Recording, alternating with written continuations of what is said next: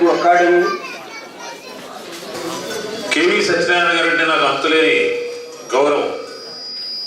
ఆయన సినిమా రంగంలో ఒక స్థాయికి చేరిన వాళ్ళు ఏం చేస్తారో మనకు తెలుసు. మద్రాసు నగరంలో కూర్చుని ఇంకా ఎగబోదామని చూస్తారు. అయితే మూలాలను మర్చిపోకుండా ఏ నృత్య కళ ద్వారా అయితే మనం ఈ స్థాయికి వచ్చామో దీనిని ప్రచారం చేసి ప్రత్యక్షంగా పరోక్షంగా తెలుగు భాష సంస్కృతికి మనం సేవ చేయాలి.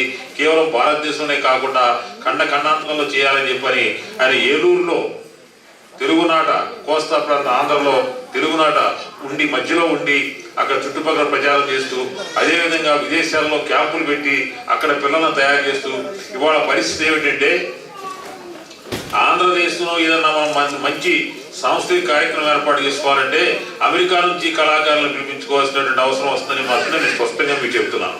అక్కడ పుట్టి అక్కడ పెరిగిన బీటెక్ ఎంటెక్ పిల్లలు, మన తెలుగు పిల్లలు, ఆడపిల్లలు చక్కగా ముచ్చటగా వచ్చి ఇక్కడ నృత్యం ప్రదర్శించి అద్భుతంగా ఇక్కడ వాళ్ళు పైకి రాలని చెప్పి నిరూపించి వెళ్ళారు.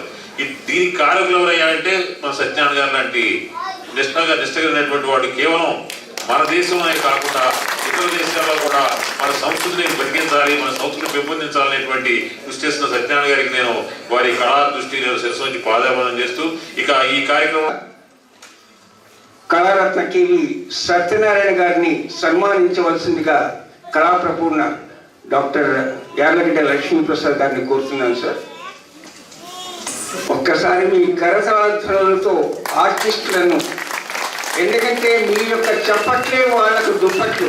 ఆర్టిస్టులకు కావాల్సింది సన్మానాలు, శాలువలు కాదు, కానీ మీ యొక్క అభిమానం మీ చప్పట్ల రూపంలో చూపిస్తే అదే వాళ్ళకు శతకోటి మన రివార్డుతో సమానంగా ఉంటుంది.